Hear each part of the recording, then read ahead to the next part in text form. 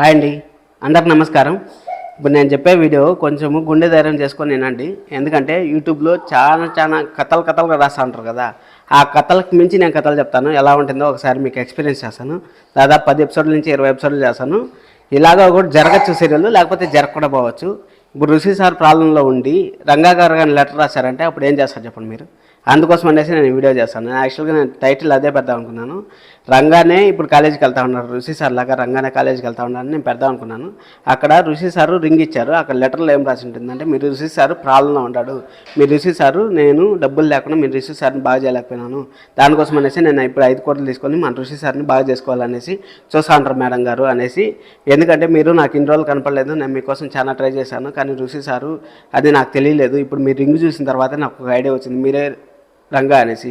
అందుకోసం అనేసి నేను ఈ విధంగా శైలేంద్ర అది ఇది పేరు చెప్తా అన్నారు, లేకపోతే ఫోటోలు చూపించారు. ఋషి సార్ ఈ విధంగా వాళ్ళు ప్రాబ్లమ్స్లో ఉంటారు అనేసి చెప్పినప్పుడు మాత్రమే నేను మీకు అందుకోసం అనేసి మిమ్మల్ని దగ్గర చేసుకున్నాను, మిమ్మల్ని మా ఇంట్లో పెట్టుకున్నాను.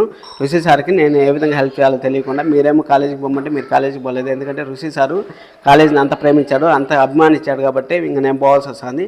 నేను పోయి అక్కడ ప్రాబ్లమ్స్ అన్ని చెక్ పెడతాను, నా వల్ల అయినంత వరకు ట్రై చేస్తాను. ఒకవేళ నా వల్ల కానప్పుడు మీరు వచ్చి నాకు హెల్ప్ చేయండి మేడం గారు అనేసి లెటర్లో రాసింటే మనం ఏం చేస్తాం చెప్పండి. ఋషి సార్ ప్రాబ్లంలో ఉండి నిజంగానే రంగా అయితే అసలు సీరియల్ ట్విస్ట్ మాత్రం మామూలుగా ఉండదు, అసలు నెక్స్ట్ లెవెల్లో ఉంటుంది ట్విస్ట్.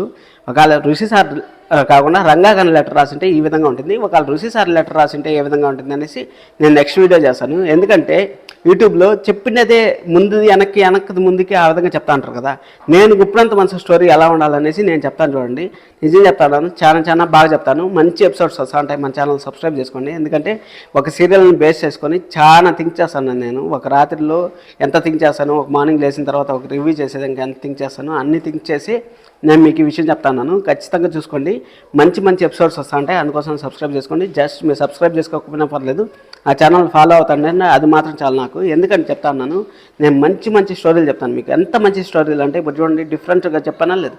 ఋషి సారు ఇప్పుడు ప్రాబ్లంలో ఉంటాడు, రంగానే కాలేజీకి పోతాడు. ఇది నేను ఈ డైలాగ్ ఎక్కడి నుంచి తీసుకున్నాను అంటే బాహుబలి సినిమా నుంచి తీసుకున్నాను.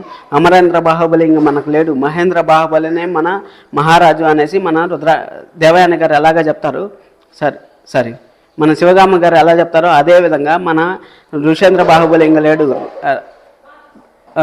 రంగేంద్ర బాహుబలి అనేసి ఎందుకు చెప్పారు, రంగేంద్ర భూషణ్ అనేసి ఎందుకు చెప్పారంటే ఇప్పుడు వాళ్ళ టీమ్స్ ఆ స్టోరీ కూడా మీకు చెప్తాను. జస్ట్ నాది ఇది ఇంట్రడక్షన్ వీడియో అనుకోండి, ఇంట్రడక్షన్ వీడియో మాత్రమే. ఇంకా ఫుల్ వీడియో చాలా ఉంది. అసలు ఎలా ఉంటాయంటే వీడియోలు, అసలు రంగాకి ఋషి సార్కి ఏం సంబంధము, మనో గారు ఎక్కడి నుంచి వచ్చారు, మనో గారు ఎందుకోసం వచ్చారు సీరియల్లో, ఇవన్నీ మీకు క్లారిటీ ఇస్తాను. ఎందుకంటే మీకు క్లారిటీ లేని క్వశ్చన్లకి నా దగ్గర ఎన్ని సమాధానాలు కావాలంటే అన్ని సమాధానాలు ఉన్నాయి.